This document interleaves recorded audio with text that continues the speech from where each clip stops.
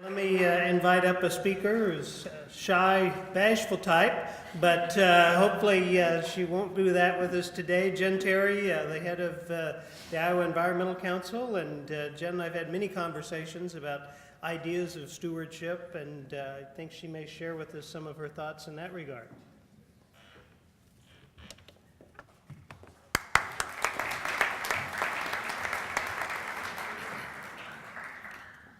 Thank you, Neil. It's an honor to be here. Thank you for inviting me. I hope I have something to add. The speakers who preceded me were pretty good, so I hope that I can add something to the discussion today.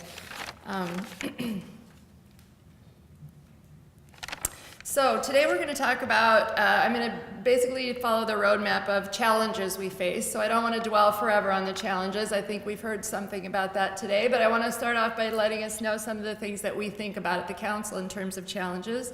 We have 3 bold visions for today. Not that I don't have more than 3, but I was only allotted 20 minutes. So we're going to go with 3 bold visions, and then we're going to talk about obstacles and then actions we can take along the way. So let's dive right in.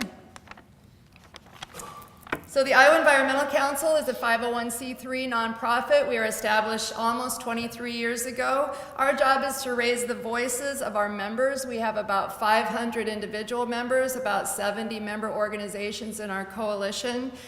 We advocate for laws and policies that support clean energy and clean water in our state. So today I hope to offer some interesting perspectives that you might not have heard before.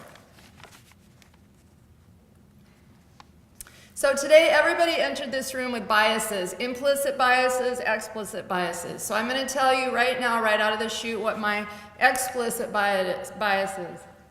I'm a Hardin County dairy girl. So I was raised by Dixon and Verlaine Terry on a dairy farm in north central Iowa. I was riding my super cool banana seat bike there with the green metallic seat, by the way, very cool. I used to ride that to the creek every day and go swimming with cattle. Please don't hang me out to dry here. Somebody else did swim in creeks with cattle, right? Yes, thank you. Thank you for your honesty. I also like old pictures, Neil. So what my parents taught me on that dairy farm is to have a fierce need to protect our natural resources in this state. And I share that fierce need to protect our natural resources with our staff at the Iowa Environmental Council. And they hail from all the counties that are listed on that slide right there. So I think it was you, Dr. Hatfield, that referred to wackadoodles. So I don't think we're wackadoodles. We're just all regular Iowa natives who go home for Thanksgiving, and that's how we base our vision. And by the way, I don't know if you know this, Neil, I was a dairy princess. So, yeah, 1979, I was a dairy princess, but not a queen. I didn't know you needed a talent. I didn't know drinking beer was not considered a talent. Yeah, okay, cool. So let's start in with some challenges. So let me know when I'm getting close to the end, will you? Okay, thank you. So the first challenge that we face around Iowa is that our lakes are sick. We need to set goals to make them well. And a lot of you have talked about soil. Well, soil and water are definitely hooked together in this state. So first I'm going to spell out, in order to have a stronger environmental ethic across this state, one of the things we need to do is help make our lakes well.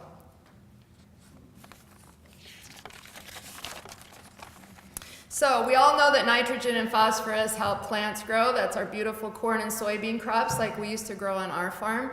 You know what though, when we get too much nitrogen and phosphorus in our waterways, it helps algae grow as well.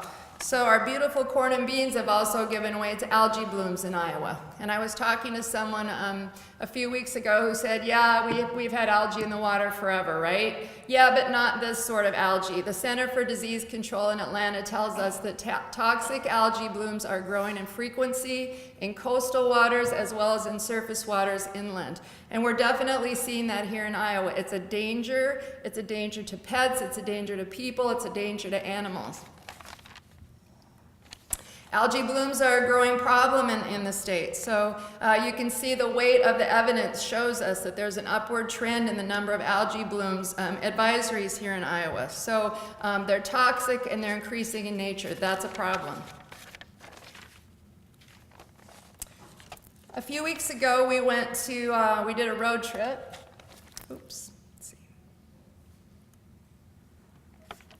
We did a road trip to Greenfield, Iowa, where they had a water advisory. So they had a water scare. They weren't allowed to use their water for 2 or 3 days. So think about what that would mean to your community. We sat down and talked with the CEO of the local hospital, who told us what it was like to try and deliver medical care without water. They draw their water from a couple of different sources, including a small lake. And I believe what it turned out to be was some algae that had plugged their filter and caused them to exceed some turbidity MCLs. So what would it be like to try and deliver medical services? What was it like when we sat down with the manager of the hotel in Greenfield, a beautiful restored hotel, who lost money and lost reservations and had to go buy bottled water? What was it like to the local owner of the restaurant located on the beautiful square in Greenfield to try and serve customers for 2 or 3 days without water? The challenges that we face are not only to our drinking water supplies, but they're also to our commerce and to our health here in Iowa. So the next problem we have in Iowa is that we're not complying with the Clean Water Act. And the reason that I say that is because the Clean Water Act says that the regulations need to be protective of our waters, okay? They need to be protective of our lakes. There's 2 types of criteria, and I won't get all the way down in the weeds, so to speak, with numeric nutrient criteria, but the kind of criteria we use right now, it's called a narrative standard. And I think it was Joe that said people were calling the water disgusting when he was talking last week. Basically, in layman's terms, what a narrative criteria is when we go to a lake and we say, ew, that looks gross. Well, by the time we see that it's gross, that's not protective. That is not in compliance with the Clean Water Act. We need numeric nutrient criteria for our lakes. Our lakes are sick and we need to make them well. Another threat we have to our waterways and our rural economies is bacteria. So here's some data we gathered from year 2014 to 2018.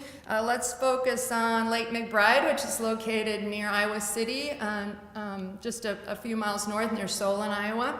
So let's talk about that sick lakes and sick beaches not only make pets and people sick, they make local rural economies sick. I was speaking to a brewer who has a brewery with a restaurant just a few miles from Lake McBride. He said when the beaches are open and the water's clean, his parking lot is full of convertibles and motorcycles. His business directly is affected by the beach advisories at Lake McBride.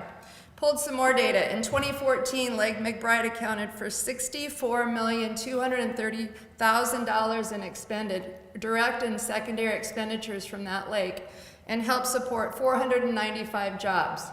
So not only lakes, clean and healthy lakes are good for people, pets, and animals, they're also good for rural economies.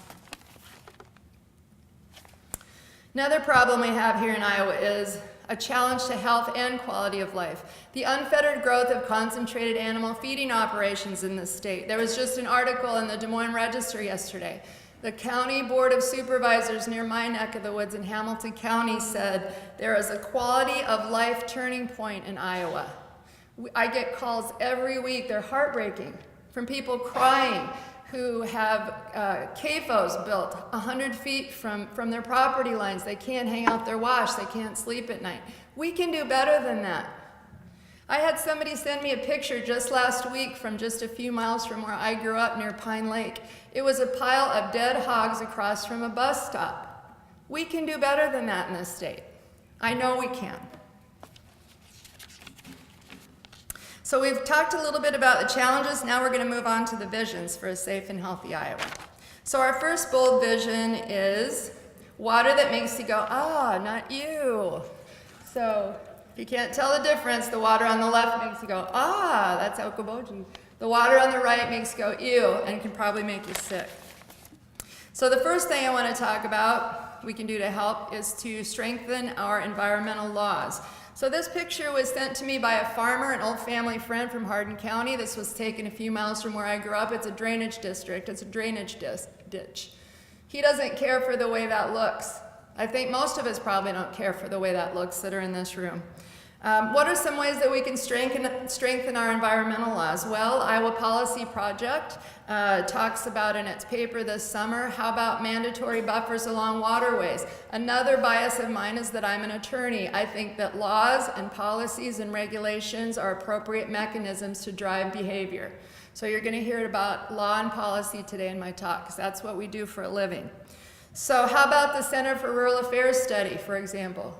Katie Ruck said that farmers are motivated to avoid regulation by certainty programs. Okay, Minnesota's talking about that. There's something new we haven't talked about here.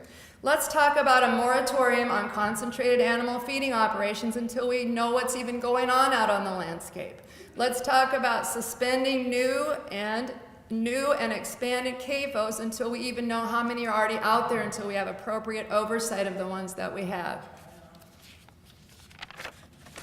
So let's take a look at what some other states are doing. These are agriculture states, okay? So the last time I checked, these states did not have a mass exodus of farmers. They're still managing to have farmers on the land. So let's see what's happening in Minnesota, for example. So the agricultural tile drainage laws in Iowa are 100 years old. They have failed to keep pace with technology. They have failed to keep pace with public health interests. They have failed to keep pace with Iowa values. I don't remember which speaker it was this morning that says we've got to have tile drainage mechanisms that do more than just run water really quickly off the land and all the nitrate that goes with it. We need to talk to Charlie Schaefer at AgriDrain. We need to make the engineering firms, we need to make the drainage districts part of the solution. We need the laws, the policies, and the mechanism that support that. We need to limit manure pollution to protect groundwater. So we need to toughen regulatory powers to control pollution tied to agricultural practices. The counties need more power. The master matrix doesn't work. Perhaps the whole master matrix needs to be jettisoned for a new regulatory scheme more like Minnesota's. We can follow Minnesota's lead. We can follow Wisconsin's lead. It should be a race to the top, not a race to the bottom, right?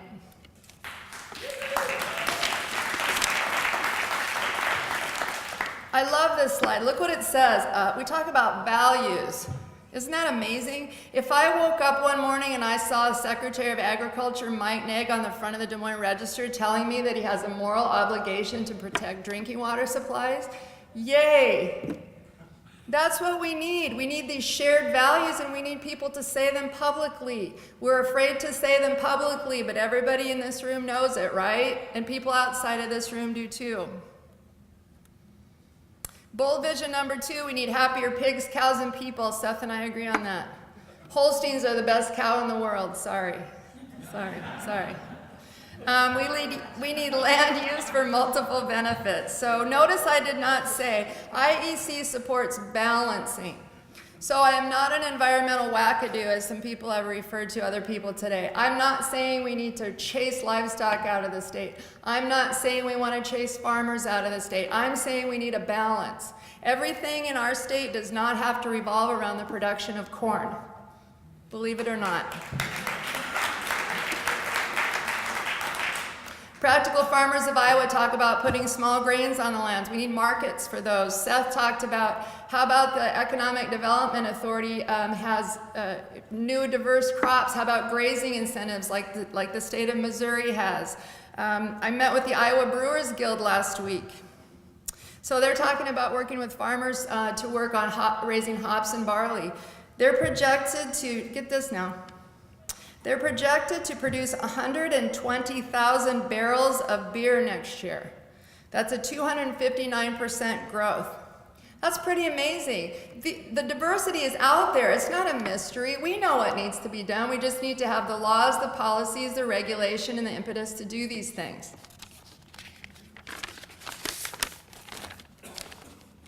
So what will this vision take? Well, this vision is going to take meaningful, huge change on the landscape.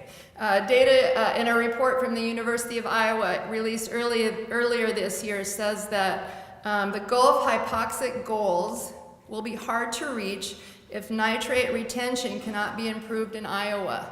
That's startling. Sometimes, I believe, I'm not a scientist, but according to that study, sometimes Iowa has contributed 89% of the nitrogen that went into the Missouri River. That's not okay. No one's okay with that. We can do better. I know that we can do better.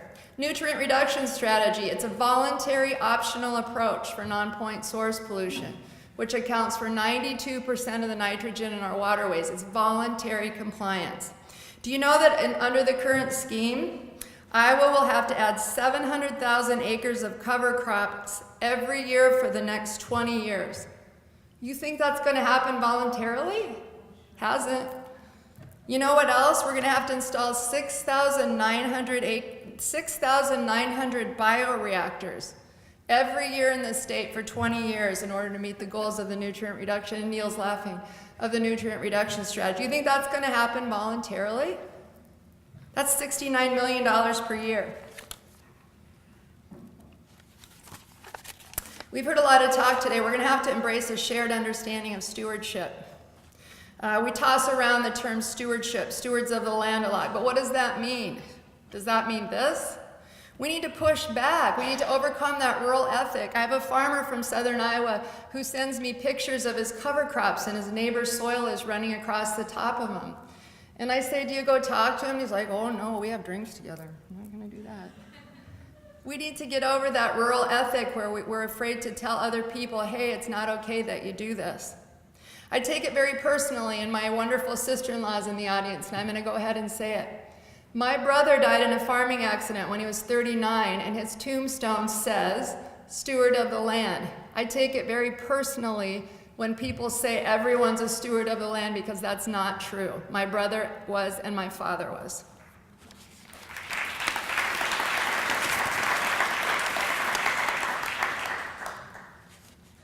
We need to embrace change. We've talked a lot about diversity. We've got a great start. How about wind turbines? Yay. Good for farmers, good for communities.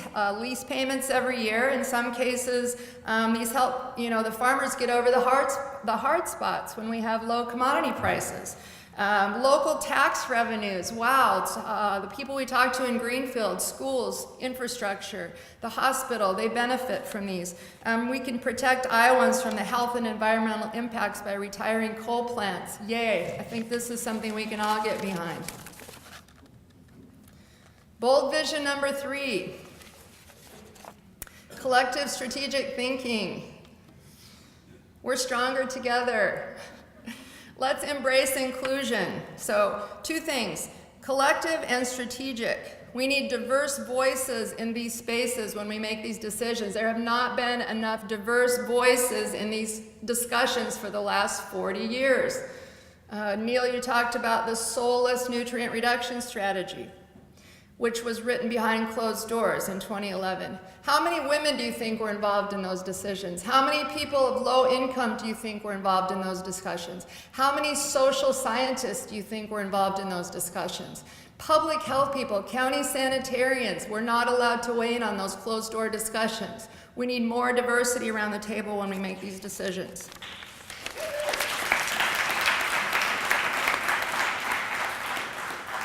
Here's a news flash.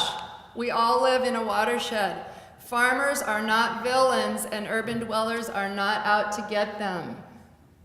This is the urban-rural myth that is perpetuated by 1 or 2 organizations who profit from scaring farmers. Don't buy it. In 10 years from now, I want that myth to be eradicated. We all live in a watershed. The lake that you talked about in your most recent episode, Lake Darling, it took everybody in the watershed working together, private funding, state funding, federal funding. It took people making that plan. Hannah Inman this afternoon is going to talk about water trails. What if the Metropolitan Planning Organization's water trails in Des Moines, they have buy-in already from the suburbs that come down the Raccoon River, the Des Moines River. What if you just shove that whole project upstream? What if the drainage districts became part of the water trails plan and they voluntarily stepped up and said we can do better as drainage districts? What about the municipalities in Sac County and beyond said, hey, we can become part of this too? It's a giant planning exercise is what it is, and it's all going to take all of us in the watershed. One of the things we need to think about really closely is changing the actors, and I've alluded to this just a little bit. Here's an example. Let's amplify the women's voices in this space. Science tells us that women consider full arrays of options when they come to the table to make decisions. Science tells us that women have analytical perseverance. Under stress, women become risk alert. We need more voices at the table when we make these decisions. When are we going to have a team of women running the Department of Natural Resources? When are we going to have a team of women at the Iowa Department of Agriculture in leadership positions? When are we going to have more than 50% of our 500 soil and water commissioners be female? It's time. We need to recruit, we need to hire, we need to select women to serve on these boards, commissions, and agencies and bring this sort of diversity to the table.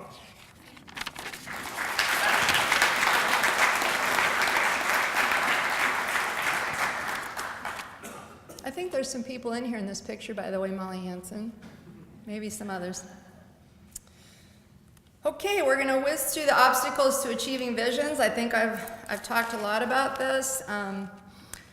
We don't adequately fund the Iowa Department of Natural Resources. I did not pull that figure before I came today, but they've been dramatically cut. It's part of a larger trend to starve the regulator, right? So if you don't fund the DNR, they can't go out and do proper permitting and they can't enforce the regulations. That's happening here. It's not okay. Every year, the Iowa Environmental Council lobbies to adequately fund the Department of Natural Resources so that those dedicated people who want to do their jobs can do their jobs. Even compared to other agriculture states, we can do better. We can do better.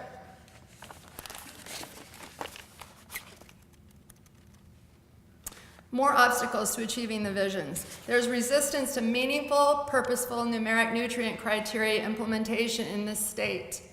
The Iowa Environmental Council, in conjunction with the Environmental Law and Policy Center, filed a petition in 2013 to ask them to set nutrient pollution limits, numeric nutrient criteria for our lakes. Still isn't done, 5 years later. Other states are doing this.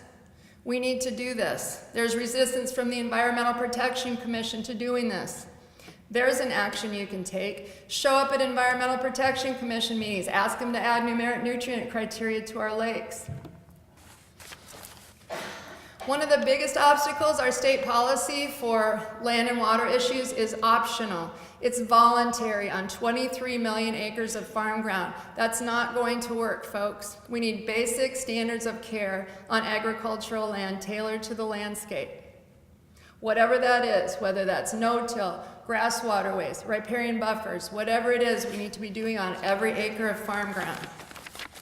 You know what? It's time that we support people who are watershed coordinators, who go out every day and they invest time and money coming up with watershed plans, and they get the farmers on board and they get the municipalities on board and they get those last few holdouts who just don't want to put those conservation practices in.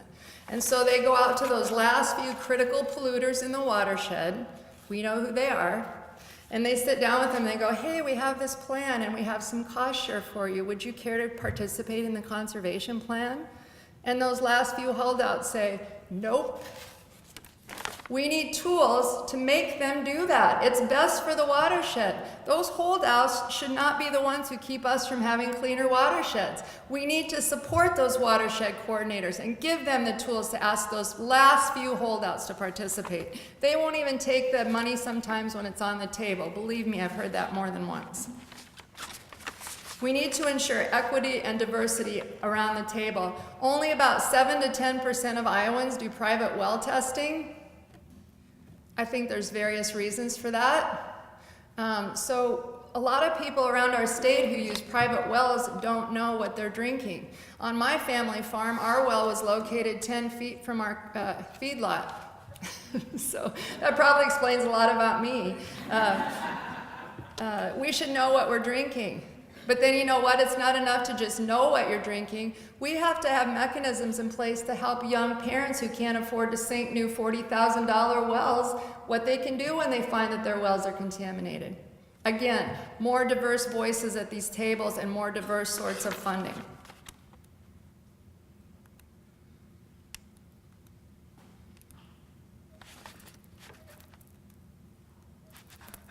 And my last slide came from some of my staff, lots of young parents. They came back to work one day and they said, hey, you know what? Let's just hope in 10 years everybody's applying the kindergarten rules, you know? Like, don't mess up other people's stuff. Don't take all the cookies. Leave some for the rest of the kids. and care about your neighbor next door to you and helping them out. So that's the last part of my vision I'll share today. Thank you so much.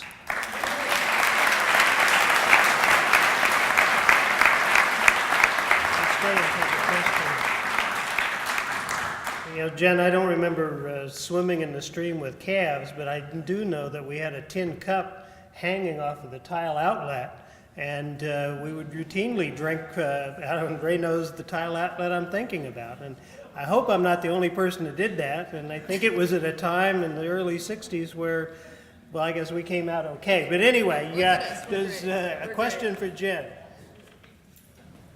Any questions? We covered it all.